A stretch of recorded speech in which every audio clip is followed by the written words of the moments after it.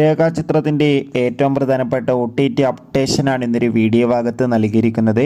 വീഡിയോയിൽ മുൻപ് video like ചെയ്യുക, ചാനൽ സബ്സ്ക്രൈബ് ചെയ്യാൻ വേണ്ടി ശ്രമിക്കുക.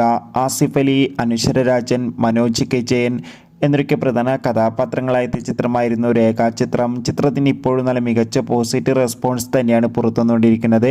അതുകൊണ്ട് തന്നെ എല്ലാ സിനിമാ പ്രേമികളും ഒരേപോലെ രേഖാചിത്രത്തിൻ്റെ OTT അപ്ഡേഷൻ അറിയാൻ വേണ്ടി ഏറെ ആകാംക്ഷയോടെയായിരുന്നു കാത്തിരിക്കുന്നുണ്ടായിരുന്നത്.